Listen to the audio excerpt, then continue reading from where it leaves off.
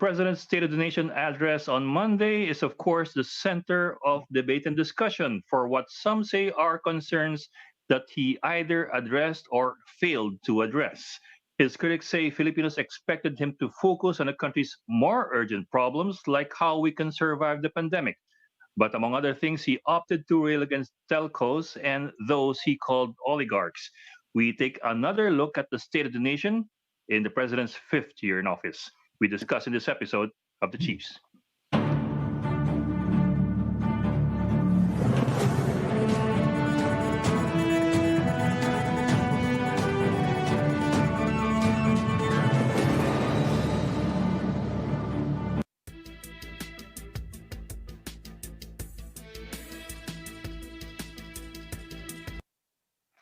Welcome to this Tuesday edition of the Chiefs, and with us right now are Lucy Cruz Valdez, the head of News 5, and Ana Marie Pamintuan, I assume, is there already? No, she's not yet here. Robbie Alampay of One News reporting from the TV5 newsroom in Mandaluyong. And in a bit, we will have Ana Marie Pamintuan reporting from the port area. Okay, the Philippine Star offices in the port area in Manila. Yeah, okay. Happy Tuesday. Happy Tuesday. So what's the big story today? Happy day after SONA Day. Okay. It's traditionally SONA Day plus one. clarifications and qualifications day. Yeah. At least wala nagsabing joke lang, di ba? Oh, there's Ami. Ami's online. But go. Among other things, spokesperson Harry Roque did say that hindi telco ang priority. Ang priority remains to be COVID. I mean, that's one of the things he said. At the very least, it diminishes. At least tries to diminish, but we'll still see what the language will be in the next few days. And then at the same time, of course, maraming reaction dun sa West Philippine Sea. We've been through this before. The whole state in possession. I was half expecting our defense to qualify again and to say that he did not say possession, meant position. But right now the reactions are on that word, and again revisiting the arbitral wins and our failure to capitalize on those wins. At saka yung death penalty, Senate, ha? I mean, biglang umusad, no? And there's support in the Senate, although I know that it's a divided chamber still, no? Yeah. But all it takes in the Senate now is 5 people to change their votes. Meron silang sigurado na I think 8 senators who already filed bills for death penalty. At least in principle, they are for the death penalty as a concept. So they just need another 5 out of the 23 voting senators. Kasi si De Lima, of course, is still not voting. So with another 5 who, if they change their votes, could amount to 13, which is majority.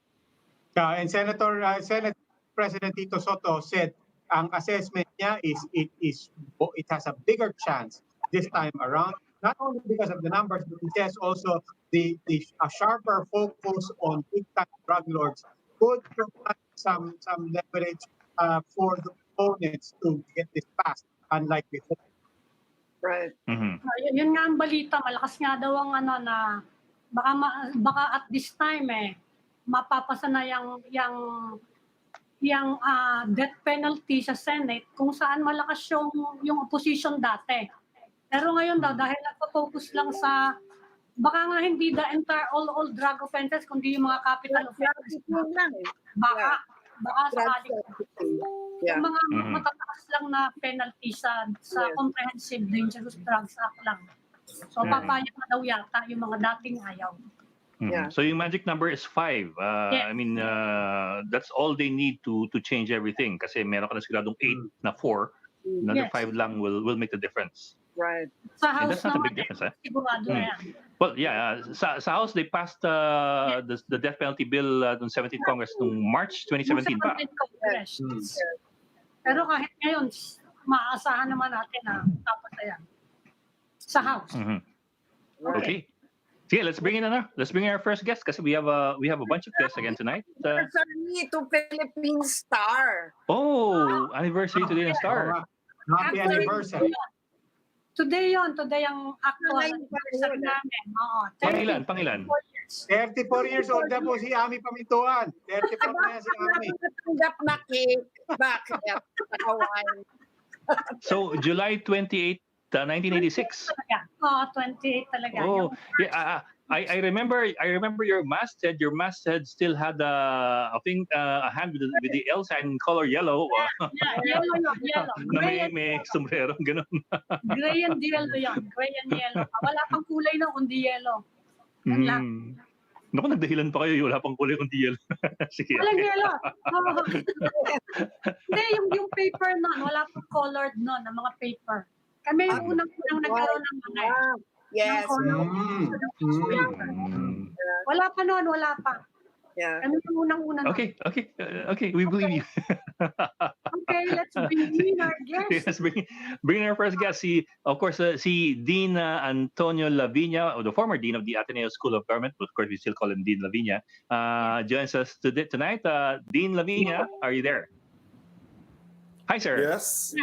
Good evening, sir. Always a pleasure to have you with us. Thank you. Honored naman ako. Ang gagaling niyo naman nandyan. Naku naman, sir. Para senior. Sir. Parang the chief correspondent yan. Sir, yung senior itong yung nandun sa corner doon. Senior citizen lang. Well, Dean, of course, Dean, of course, with the COVID-19 pandemic, there was quite a lot of expectations dun sa fifth SONA ng Pangulo, di ba? People were expecting something that would, inspire people or make them move and want to do something and make Congress get on its feet. Is that what you felt after listening to the SONA? Were your expectations met? No, underwhelming to be sure. Ang excitement, the tone, I kind of expected the president to be that. No, ganyan naman yung style niya, di ba? Mag-adlib siya, may awayin siya. That part I can already live with. Yung tone na ganon. Minsan nagbibiro siya. But what was really missing was a clear sense of priority. A clear sense na ito ang gagawin natin to deal with infections. Alam niyo ba na by tomorrow, most probably, overtake na natin yung China sa number of infections. Can you believe that, no? Probably tomorrow, for sure Thursday.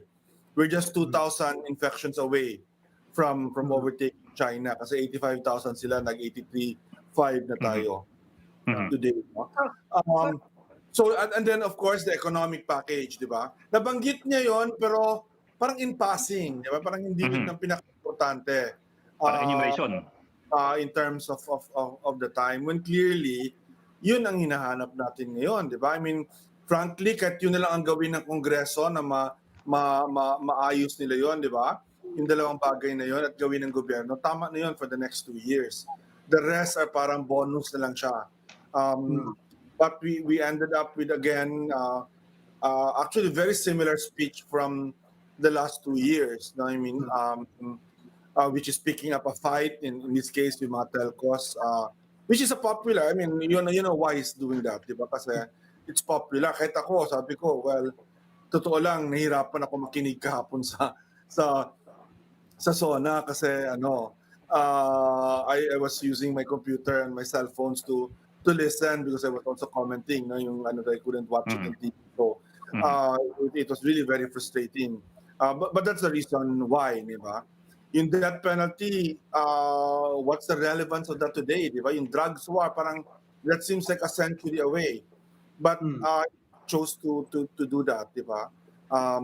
At the expense of the challenges we meet today. I mean, Dean, the public health is one side. What about on the side of economic recovery? Well, exactly. There are two sides, di ba? Yeah. Yes. Kailangan, and they have to go side by side, right? Because until you actually fix the health side, you really cannot fix the economic side.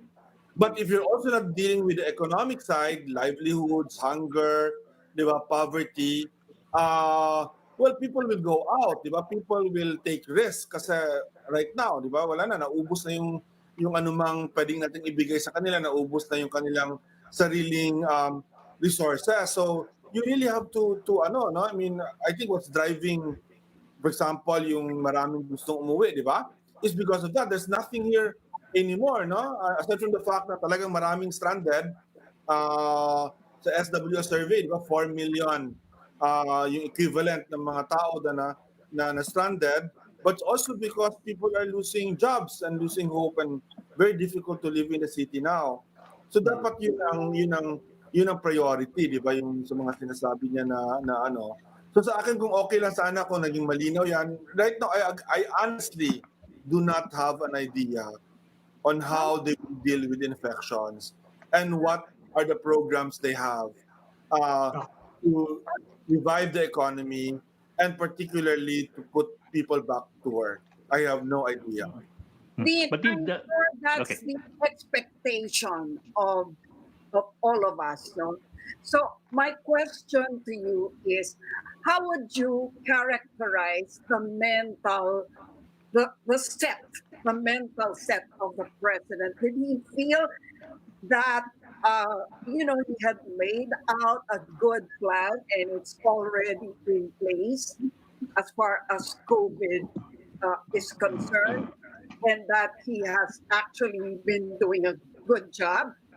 Did you feel a sense of complacency and satisfaction? Actually, that's strange. That's strange, Tucci, because he actually admitted now they've been far from perfect, no? I mean, in the response, and ano, no, he was ano about that. Although marami siyang congratulatory ano sa grupo na yan, di ba? But I think he's keenly aware na frustrated yung mga tao. That's why he keeps on saying even before this, you'll be patient, be patient, be patient. My sense is actually very similar siya kay Donald Trump, di ba? Yung he just wants this to go away. Kung pwede siya, yun ang mental state niya, is denial. But he knows na nandiyan ang problema, so he cannot also just wish it away. Ang wish away niya is vaccine, di ba? And China. And that's not scientifically sound, no? Because the vaccine, if ever will come, di ba, will come to us, even if China gives us priority, will come to us a year from now or 2 years from now. And it will take another year to vaccinate, di ba, 1 million Filipinos, di ba? So it's not going to be the silver bullet that people think it will be, no? I mean, so ang going to back to your question, ano yung mental state niya? It's that mental state of denial and of wishing that the problem will go away. I think and you can hear this actually from the Duterte people. They really feel like ninakaw sa kanila yung success sana ng Pilipinas. Mr. Viña. Okay, go ahead, Amy. Mr. Viña. Yayaman gusto ng Pilipinas and to some extent there's truth to that, but I have to say built up yan over the years and not just honestly by Pinoy but starting with GMA, no, yung all the wala namang changes economic policy through all these years, di ba? And all of that parang wala na, di ba? They're losing everything. Worst economic situation ever as a country and for people, and very little chance of being recovered in 2 years. Kahit na they do all the right things, I mean, the only thing they can do is to alleviate the suffering of people. We cannot really restore it. And that is where the problem also the economy is. Not just the Duterte economy, but the Aquino economy and the Arroyo economy as well, no? This is the president, is that the poor were really left behind in all of these years, di ba? So that's why when tumama ngayon sa atin, tumama sa panahon ni Duterte, yung mahirap ang pinaka-affected. But in this case, kasi pandemic, kahit yung middle class, severely affected. I know people who are losing jobs, losing their income. Di ba alam mo sa private schools? That's Mr. Viña. Surprising, 75%. Yes, Mr. Anna. Viña, you're mentioning all these businesses. That was a 1 hour and 40-minute speech. I was listening to it all throughout. Nagbanggit siya actually ng more than 20 measures na na, well, a lot of them were actually to deal with the pandemic. Meron yung Bayanihan 2+1 Act, meron yung stimulus package, yung guide, yung fees. Hindi ba sapat yan? Kasi sinasabi kanina ng Malacanang, because similar statements were issued by critics, well, since yesterday, no? Ang sabi ng Malacanang, hindi siguro kayo nakikinig, bingi siguro kayo. Do you agree with that assessment? Actually, tinakel yun. Merong mga stimulus package and there were measures mentioned for overseas Filipino workers na detalyado. I mean, in 1 hour and 40 minutes, can you go into all the details of those 21 measures na sinabi niya? Di ba medyo mahirap din naman yun? Yun ang sinasabi ng Malacanang. Yeah, no, nakuha ko yan, narinig ko yung Bayanihan to Heal, which is the COVID, di ba? Which is the COVID response, but I did not hear anything other than ipapasa yun.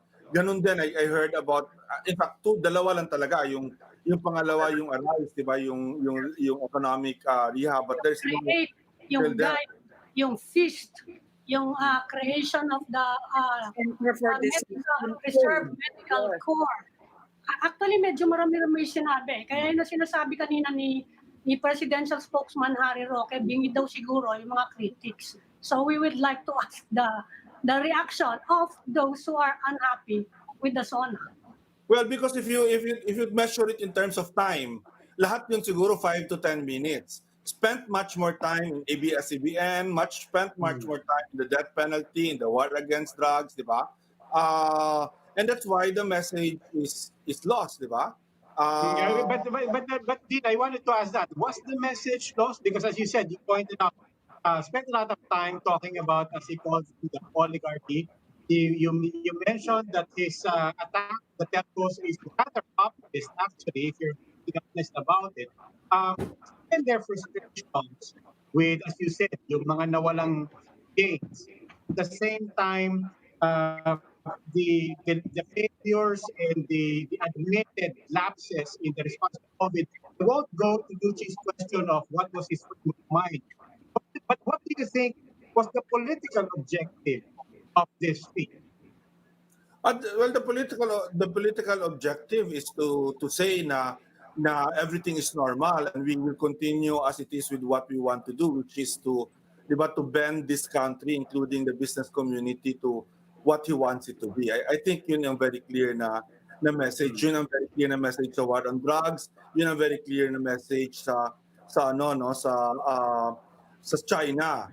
And that's why that's my problem, di ba? Because the country is in a very serious situation, di ba? It's in a very serious situation, and that should be our priority.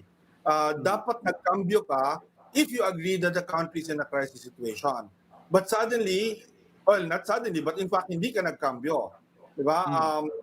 And you focus on the things that said you will, the death penalty, etc., all of which will not unify the country and will divide the country. So if that's the message, then that should be very clear. Di ba na yun ang message? Pero God help us with the pandemic. But do you think it helps them to frame and draw the lines heading into 2021 specifically? Well, heading into election season, does this help to sort of define some areas where they can be on the defensive and not necessarily be on the defensive where they are with COVID right now? Well, yeah, I think that's the political purpose. Di ba? Parang tinatawag yan yung gaslighting, di ba? Ibig sabihin, wag talo tayo kung pag-uusapan yung COVID kasi, di ba, mag-i-increase naman yung infection na yan, mas mahihirapan yung mga tao. So pag-usapan natin something else, maaaring hindi siya ganun ka-importante para sa bayan, but let's talk about it because election-wise, political-wise, baka we can win this one. That's what it is. But it's such a disservice to the country, di ba? Yun lang ang point. Disservice to the country. We should be united to do something. But do you think that he earned points? Do you think that he earned points or lost points because of that? I don't know. I obviously wala tayong survey ngayon, di ba? So I actually don't know. Certainly for certain groups of people that care about the pandemic, for people that are affected by the pandemic, there's no points earned there. Di ba? I don't know if people are going to be fooled about the attack on oligarchs, no? Because I think that is clearly a gaslighting. No, I mean, I've studied oligarchy in the Philippines, and the oligarchs in the Philippines now are not the economic oligarchs. They're the political oligarchs and the political families. Those are the oligarchs today. I mean, but those who might buy into that, buy into that uh, thinking would have been happy. I mean, and syempre, universal yung experience natin sa mga telco, di ba? And so people will might welcome that, di ba? I mean, and say not knowing that if you actually do that, di ba? Expropriate. Kasi yun ang threat doon, expropriating Smart and Globe and give it to someone else. It's not the government that's going to run it. It will be someone else that will run it. And I suppose the third telco will be the one that will benefit from that expropriation, di ba? Yan, ginagawa na yan, nagagawa na yan ganyan. You take away the franchise of someone and then give the equipment to others to use. I mean, no, I don't know if the Senate will, kailangan yan ng act of both houses of Congress, di ba? I don't know if the Senate will, but they'll have the votes in the House for that, like they did for ABS-CBN, which was a renewal of franchise. Kaya madali siyang gawin kasi only the House would vote, no? But Dean, is that how expropriation works? Hindi ba expropriation requires that the private property has to be turned over for public use, not for the private use of some other group? If it's a public utility, yun ang argument. I don't agree with that, di ba? I think that's illegal that you do that, di ba? Yung kukunin mo yung franchise ng isa. Paano ba ABS-CBN? That's example kasi nandyan. ABS-CBN. Di ba? You cannot deny the franchise of ABS-CBN. And then, di ba, ang what they're finding out, and that's why ABS-CBN now offered na if you want to use the frequencies and for education, gawin natin, di ba? Kasi the equipment that can be used for these frequencies are essentially ABS-CBN, di ba? So theoretically, what they can do is they give the franchise to someone else and then expropriate that to give to that. That's illegal kasi private company yan, di ba? But ang gray area dyan kasi public utility or public yung ownership ng frequency, mga ganyan situation. I mean, it's very legally. I think it's illegal, but they can try to make that argument. And if both houses do it, di ba, it will go to the Supreme Court, of course. But by the time the Supreme Court would have 13 justices that President Duterte would have appointed.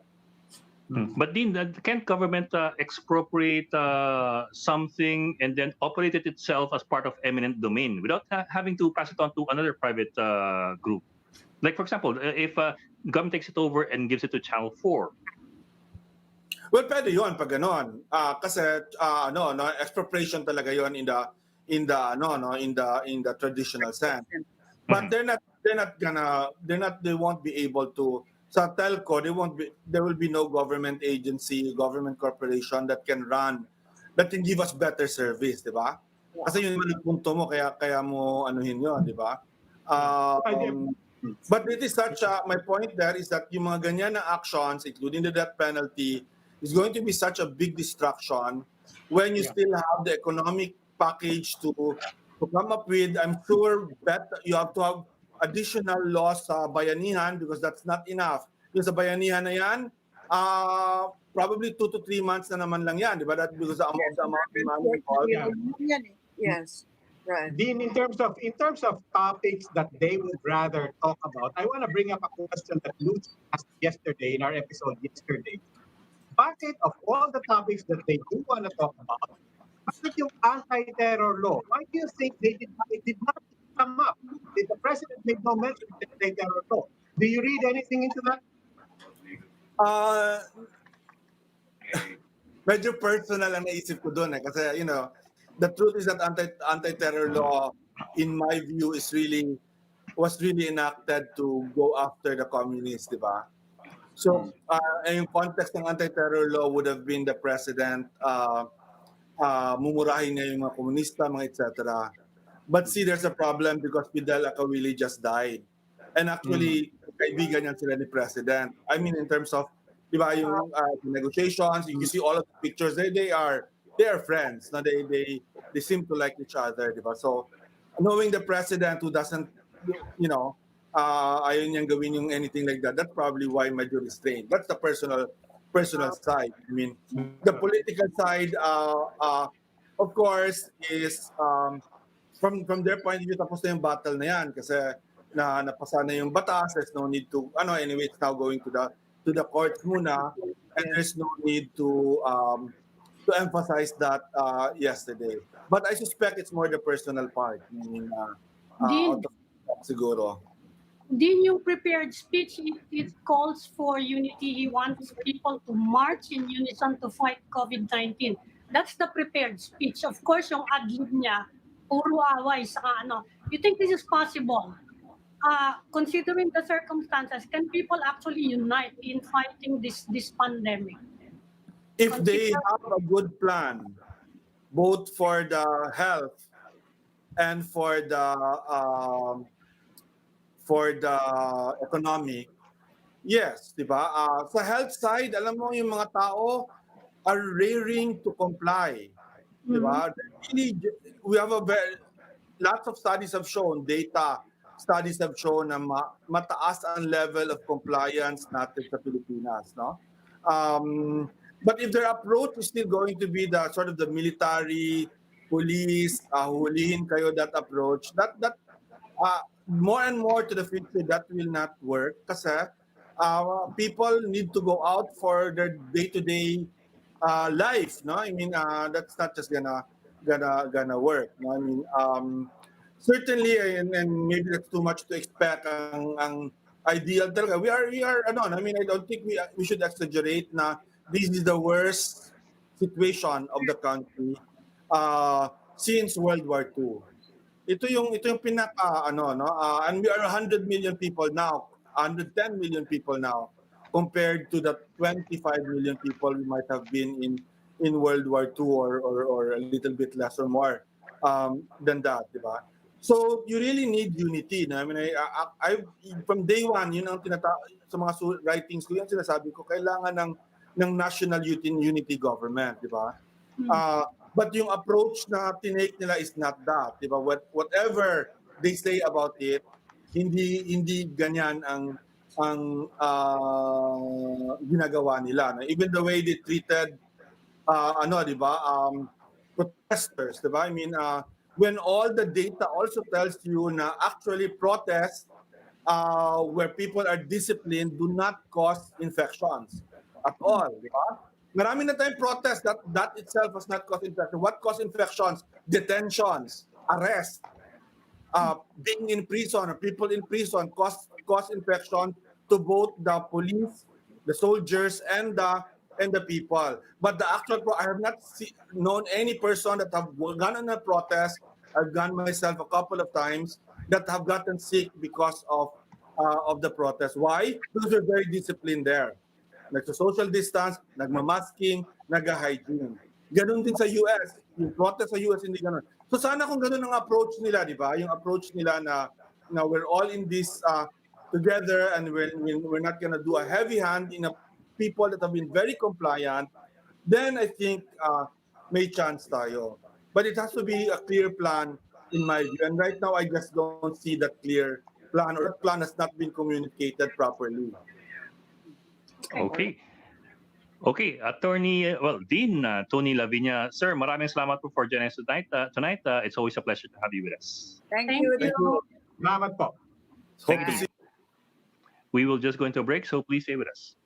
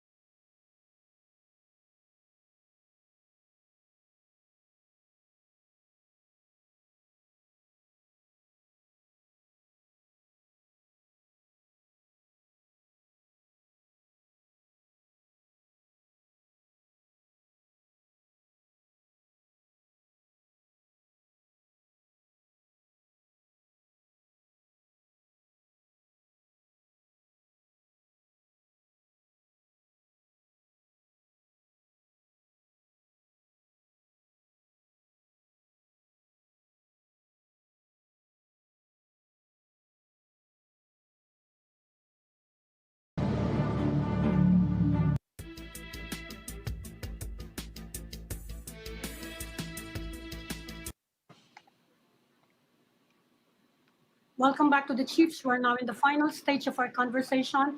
And now joining us is Dr. Clarita Carlos of the UP Department of Political Science and Attorney Terry Ridon of Infrawatch PH. Good evening po, Dr. Hi. Carlos and Attorney Ridon.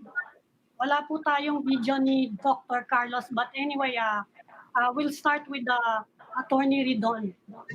You've heard, I hope you were listening at the early part of this conversation at sinabi na nga ni Mr. Viña na nakukulangan, maraming taong nakukulangan sa sinabi ni Presidente yesterday ni SONA, kulang daw sa direksyon because everyone was expecting that he would talk about our response to this pandemic. Do you share this view? Well, pinag-usapan ko kanina yung point na nananawagan ng Pangulo sa unity, ano?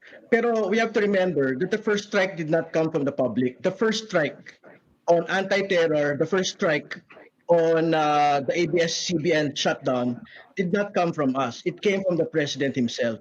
So, yung pong unity, yung call for unity can only be duplicated, can only be undertaken kung meron pong sincere policy step back, yung po Pangulo doon sa mga strike na ginawa po niya previous to the crisis and during the crisis itself. Ano? So only then and only then can we actually move forward in actually having a unified posture towards confronting the coronavirus crisis. Dr. Carlos, kayo po, anong tingin niyo?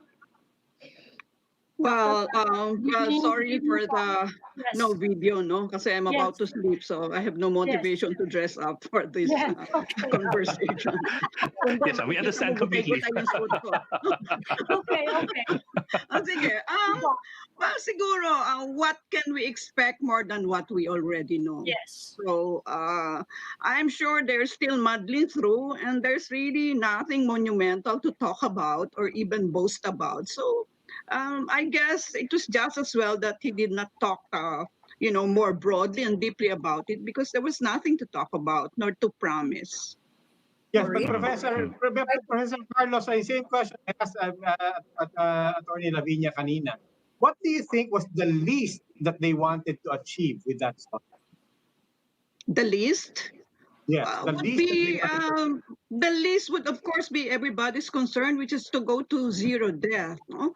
But to be fair to these retired generals, we now know more than what we knew in March. But that said, the social scientists, the virologists and epidemiologists, they were just in the sidelines. They were consultants. I know what consultants do, You shoot so many two-page memos to them and they end up in the garbage can and they're just overwhelmed. Again, to be fair to these retired generals, they are there for operational and tactical. Hindi sila dapat sa strategic kasi kulang ang kanilang pananaw at ang kanilang training para doon. Sana for the next, I don't know, baka bubblegum extension na naman ito, aabutin na tayo ng Pasko, ay makinig naman sila at mag-research sila dahil ang dami-dami ng pagsasaliksik na ginagawa and we can learn from all of this. No? But Professor Carlos, I'm surprised that you feel that there's nothing to say.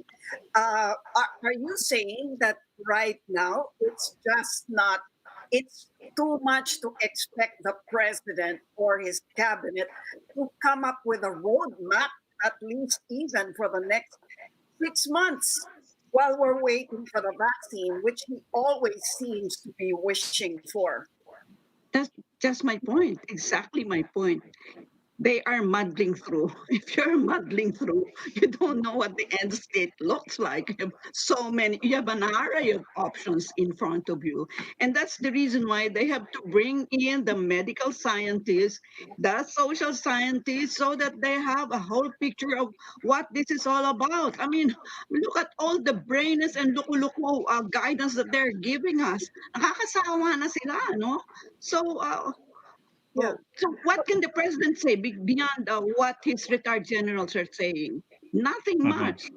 He will just again Did you notice his delivery yesterday? It was just dirge-like. I got sick in the middle of of the delivery, and I stopped taking down notes because I knew I was going to have this conversation.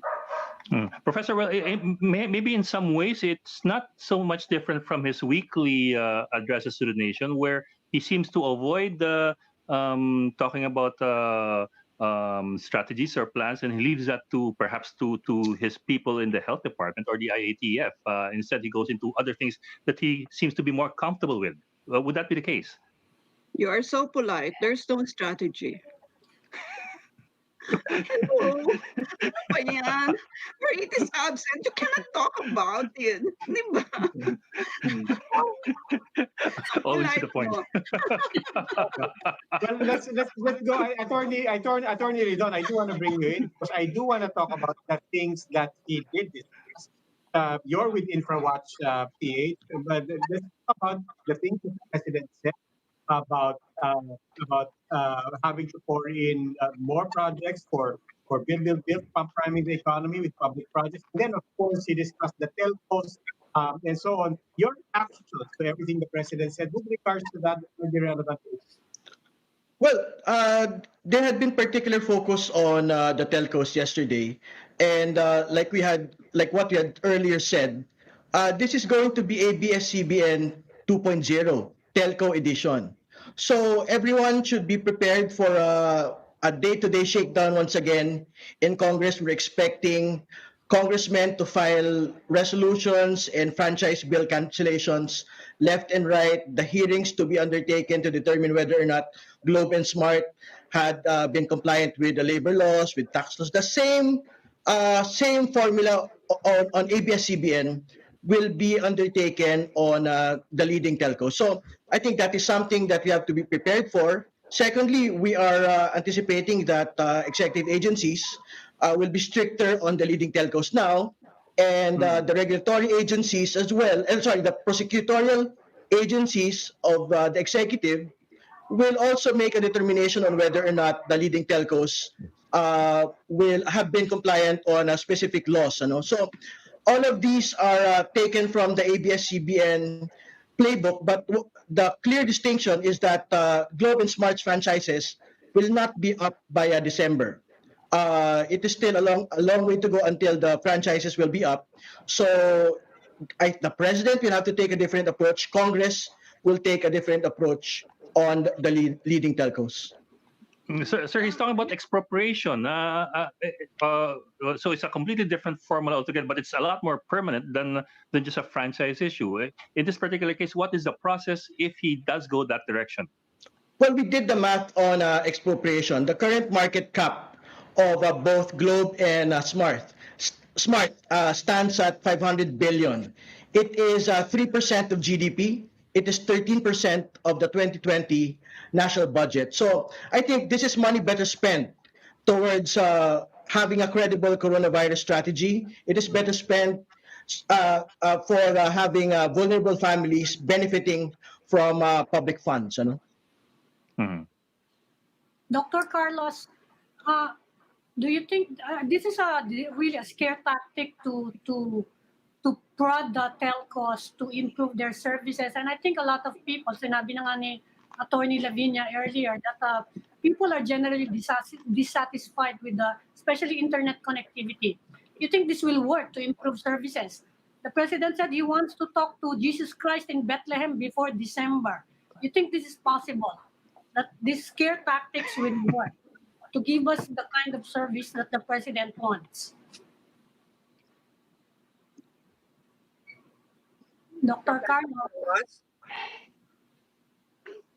Dr. Carlos. Oh, there you are. Last I checked, we are still, oh my goodness, I'm there. Show There you are. the last I checked, we are still a democracy. Okay. Yes. The word expropriation is a red flag for every business of whatever color. Yeah. You do that and you will dry up whatever is left of your FBI, local and domestic, and local and foreign. So, siguro in the interest of transparency, I was one of those who briefed the Telstra people. Telstra of Australia? Yes. Before I do that, of course, I did some deep research on the telcos. To be fair to them, you should know a lot of what is happening there in the background. The telcos need 29 permits. And Yes. you can imagine how many people they have to bribe, including pati janitor, binabribe nila. Yes. Okay, every 1,000 days there is a new mayor. Yung mayor nakita namin isa pinalagay niya doon sa Globe yung cell site niya.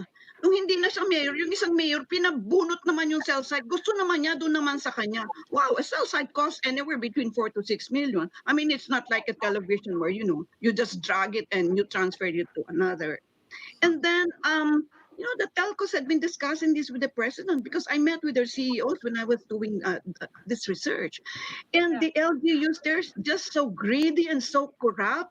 Hindi ka pwede makamove dyan. Ultimo yung pinakauna mong barangay permit, duduguin ang ilong mo at any other orifices in your body. So, now I am not, this is not an apology for these telcos have nothing to do with them. But this is a state of our telcos. So, what are we going to do? For God's sake, let DICT, let Hunasan move. Kasi kasama ko si Hunasan nung minute namin yung CEO nitong telco na to eh. Oh? So, sinabi nila lahat, ewan ko kung nabasa nyo yung sa post ko, those of you who are my friends, Apo. they're all there. They're all there. Apo. Of course, the anti-red tape authority is now saying that there is a joint memorandum circular or something that guarantees now, well, at least puts the burden on LGUs to process applications for telco towers within 16 days. Do you think? Yeah. Tell me about it. I'm so sorry, huh? I have a think tank, and I know what this looks like. No? Yeah. That 24 hours can be, ang tawag ko nga doon, bubblegum deadline eh, kasi sige na lang usod ng usod, ano? So, yeah, I'm 74. I just like this country to be better for my grandchildren. But yeah, I keep on planning. But there are just too many things so wrong with our country. So many things. Parang, buti nga hindi pa tayo nag-implode for God's sake. Professor, from what you're saying, mukhang imposible ang December if we go with the president's deadline. So ganun tama ho ba? Whatever we do now, unlikely ang December na mamimit. Guys, if you will notice, the president did not even use the power of the state to command and to order certain things to happen. It was merely guidance. And yun na notice, yung kanyang dirge-like quality ng kanyang delivery, parang katumbas katerno nung kanyang mga guidance. I will ask Congress to please look into this legislation. Urgent yung legislation, and you were just saying, sige nga, pwede nga tulungan niya, tignan nyo nga ito. Kung po pwede. O sige nga, local government, even Xi Jinping nag-order siya na itigil na yung pagpo-produce ng ano bang pangalan nila. Still, palagay mo ba may politburo siya and he is an authoritarian leader? Sinunod ba siya? Hindi baga. And we are in a democracy. Diba? That's the reality on the ground. So yung inutos niya sa LGU, thank you. Okay. Hot chance. Okay. I'm so sorry. I'm really so cynical because I know the data on the ground. So, hindi ito Obviously, we all know that the December deadline is an impossible deadline. But do you think he's going to actually pursue the expropriation? I hope, katulad ng pag-backpile dal niya sa Visiting Forces Agreement when he realized the real politic in the South China Sea. What is good about this president is he's humble enough to change his mind. And we will bank on that. And Professor, you say that everybody's muddling through. Are you saying that we don't have what it takes? I mean, to actually put together a strategy?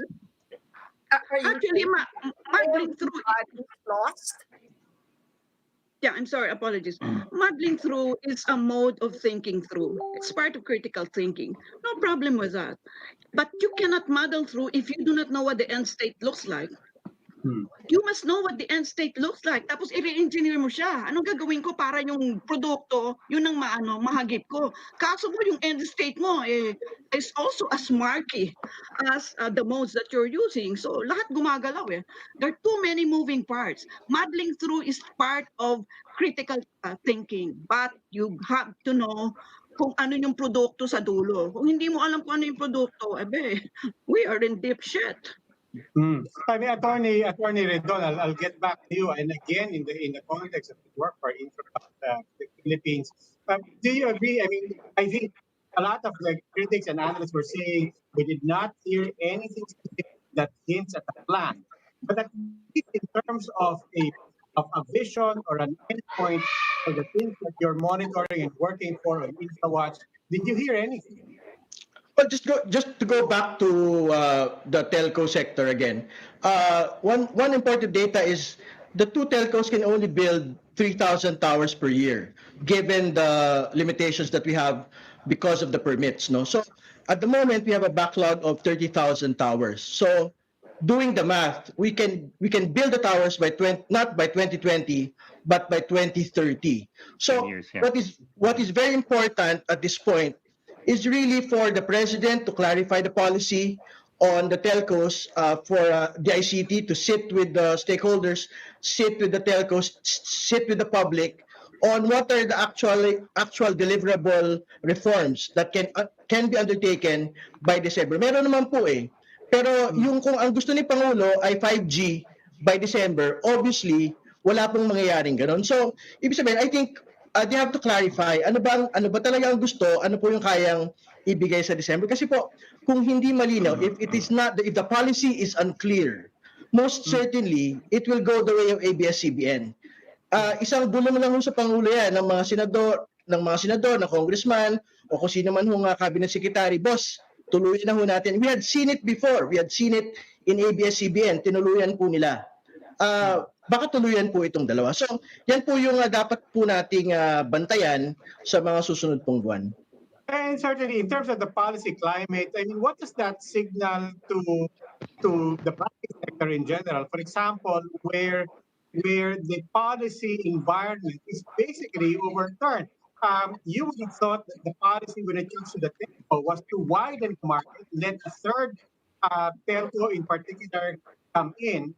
If the polar opposite say no, the policy now is expropriation. Well, alam po ninyo, a very good case study yung dito in the last few months, because it is an example of what had happened because of the coronavirus pandemic. They had failed their technical launch by July and they had to seek an extension, not for 3 months but for 6 months, without impinging on their commitments. So it's very surprising. So we would have to compare this level of regulation on dito as against the level of regulation that will be imposed on the two telcos in the next couple of months. So obviously, the business climate would really want to see a level playing field. At pag nakita po nila na paano magkaiba yung pagtingin, and I think NTC had been a bit notorious in the last few months on these types of questions, talagang magkakasubukan po sa darating pong mga linggo. Professor Carlos, setting aside the COVID or the lack of the COVID strategy, what do you think of the rest of the speech of the president, especially in terms of his, going back to his quote-unquote strengths, death penalty, the human rights issue, all of these things that he always seems to fall back on? Wala na yata si Professor Carlos. Yan ang getting to the Okay, producer. I'll address it pa lang to Terry then. Hi. Na-traumatize na lumabas yung video niya. Si Professor Carlos. Okay. Terry, what do you think about that? The fact that he kept bringing in his sabi na natin, platform, di ba? Kasi drugs, ayan na naman, human rights, na he's gonna be aggressive as he always has been. what do you think is he doing in emphasizing issues that are, sabihin na natin, anachronistic to the times? No? Well, to be fair to the president, I've spoken with him in private. I've seen him make the very public speeches, and these are issues that are really very close to his heart. So, kung paulit-ulit niya hong sinasabi yan mula noong June 2016 at inulit pa rin niya ho ngayon hanggang July 2020, talagang yan po yung mga namumutawi sa kanya pong diwa. So, ibibigay ko na sa kanya yon. Pero again, the public is asking for more details, and the public is actually united in asking the president, ano ba talaga kuya? Kasi syempre, I don't want to discount the hard work that our frontliners are doing, even the generals. Ibig sabihin, they have to contend with the day-to-day complaints of the public, and at the very least, the best that we can do is support them. Pero what we really need is to have the clear narrative that we need to work together, we need to unite. But if the president continues on his tirades on many, many things, keeps on creating so many enemies every single day, the call for unity will obviously be very hollow. No, so I think it really has to come from the president himself. It doesn't have to come from the cabinet. It needs to come from the president himself. So, ibig sabihin, if he needs to sit down with actual adversaries to unite, he should do so. Kasi alam po niyo, the legacy of the president is not the legacy on drugs. The legacy, not even the legacy on build. The legacy of the president will be defined by his response to the coronavirus crisis. Wala na pong iba. Diyan na ho natin sa maalala. So pag kamote po sa dyan, kamote ho yung legacy niya mismo. You think in 2 years, he will still get the same level of support from his allies? Kasi 2 years na lang, in maybe a couple of months, mag-uumpisa na yung mga realignments dyan for 2022 eh.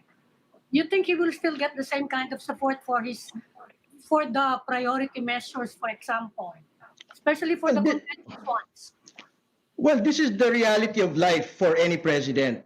By July next year, pormahan na po ng mga bagong kaibigan, bagong mga alyado. So, yung pong mga mahihirap na mga batas na very limited po yung scope, baka mahihirapan na pong maipasa yan.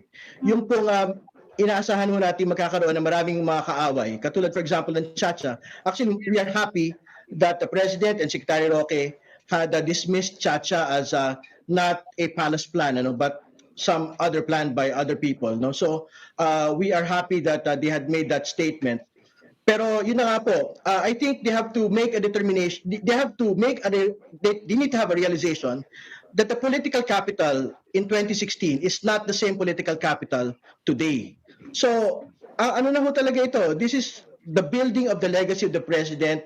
If he really wants to be remembered as a good president, as a healing president, he needs to have, kailangan niyang seryosohin yung pong response dito po sa coronavirus crisis po na ito.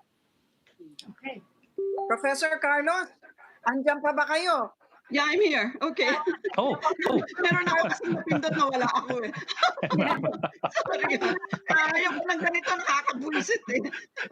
Okay, as sinasabi nga ng lahat, everybody was looking to the president to be a unifier in his SONA, no? Especially at a time when we really all need to work together. Do you think he failed or passed? How would you grade him there?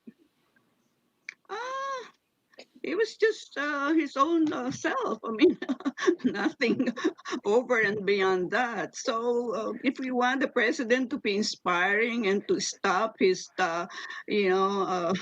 mumbling around with his ad libs, the president and I are about a year apart, so it's difficult to change us, guys. Deeply embedded na. But I think, with all due respect, I would like to disagree with your resource person. One of the things that really saddened me is that the president promised during his campaign some structural reforms. constitutional changes. And if we don't have that, we will have more of the same thing in 2022. A lot of them, the kinds of things that we're talking about, the kinds of things that we will talk about in the future, they are all dependent on a structure which is so infirm. I don't know why we can't think of changing the structure of, there are so many chains that we have no, ang daming tanikala na ginapos natin sa 1987 Constitution, which was really an anti-Marcos Constitution. For God's sake, this is a globalized world, and we're moving inward, and we're using bad words like patriotism and nationalism. Where are we? We're teaching people here in the UP to be citizens of the world. Wow, baliktad eh, diba? So, yeah, it's a lot of work, siguro for the past, 1990 ilang years ago na ba yun? Kami nila Pepe Abueva, Nelly 30 years. Pimentel, yeah, ang tagal na, di ba? We've been going around, we're doing political education. We're not, asking people to vote for the federal system, parliamentary system, We're telling them, please give an informed vote. Don't let the politicians skew the debate and sell, whatever it is that they want to sell, and usually they're wrong. To listen to us academics because ito yung buhay namin. Nakatutok yung buong buhay namin sa pagsasaliksik at ito yung sinasabi namin sa inyo. So, let us please think seriously of structural change. And if the president, yan yung 700 days, marami pang tulog yan If he really wants to do it, he can do it. Otherwise, you'll just change faces in 2022. Di, masaya na naman tayo, no? Nagbibihin na naman tayo ng boto. And like that. Why? I want my grandchildren to live in a better Philippines, no? Old as I am, I'll just keep on plodding and, I will die lecturing.